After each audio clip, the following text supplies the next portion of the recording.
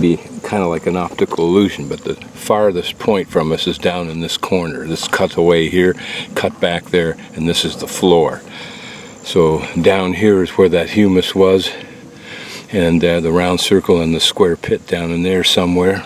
Over that pit, the Indians piled large rocks, each with copper ornaments, were positioned, one on top of the rocks near the heads of the covered bodies, another on the dirt near the feet. And of clamshells were also thrown above the bodies, and limestone pebbles placed near the center of the original cleared area.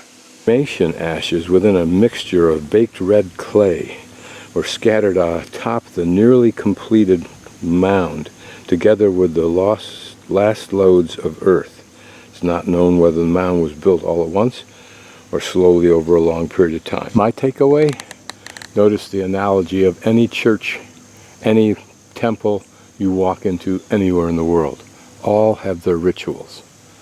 All of those rituals, if you could divine their origin, pertain to some important religious principle, probably a human principle.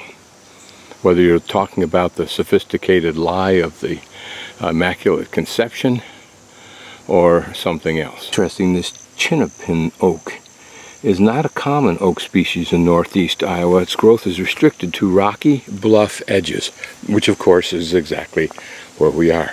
But how novel that trees have such an isolated and narrow niche in the ecosystem. 1, 2, and 3, and look ahead, we see that they have maintained something of a formation ahead. Quite shallow mounds. This almost looking more like a little trench. And again, mounds, but very shallow. Notice this mounds, it seems to be an arch of mounds all the way down through here. Slightly higher one here. Another little knob there. A knob down there. And maybe circling way down here in an arc. Probably the arc is just a convenience of this ridge. For burial, are they lesser people? Walk downhill, is it indicating really a passage of time? One generation after another. This is the butternut hickory, also known as the swamp hickory, characterized by a thin shell on the nut and a long yellow bud. The nuts can be eaten after the acids in them have been neutralized. The sap was used to make beverages, vinegars, and syrup.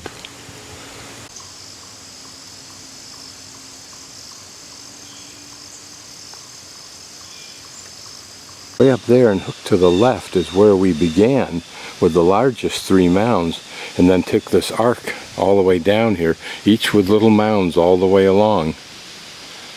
And it occurred to me, is it possible that the Great Serpent Mound was simply originally a series of mounds like this that then became connected, and that the serpent represented an entire lineage all connected? The interpretive sign indicates that there were many mounds built, of course, and they were built in several different ways, and the occupants were sometimes one or many people. Sometimes the bodies were allowed to have all the flesh decomposed before the bundle of bones was brought.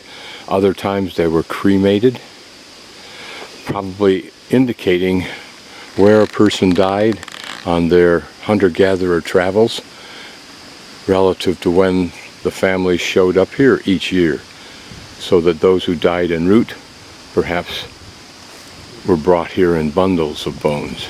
Here I stand with that mound behind me as the end point, and look back along the trail we've just walked, and way up there through the trees and to the left is where we began with those first 3 mounds.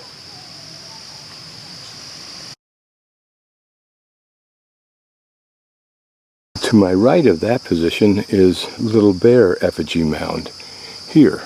And here we can, I think, make out the haunches, the rear of the bear, and there's another front legs up there. We'll walk around the upper part of this. By my reckoning, this is the head, but I can't be absolutely positive.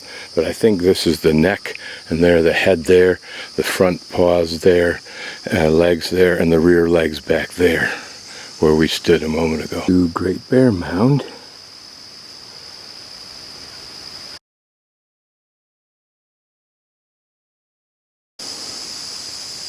Can't yet be sure what we're looking at here.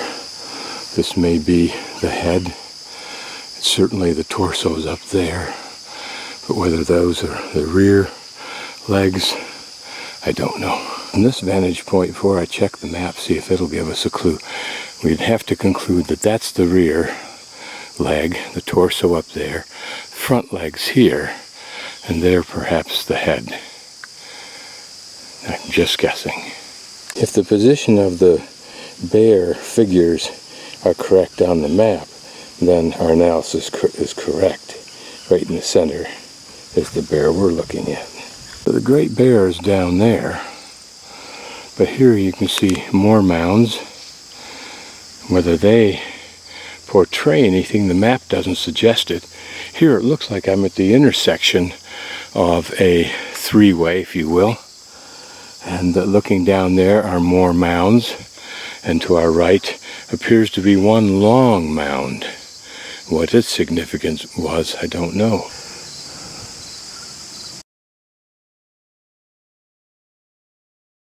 Here's a close-up of where we were standing, and it looks like some kind of a figure is that portion on the right. So we better go back and walk around that.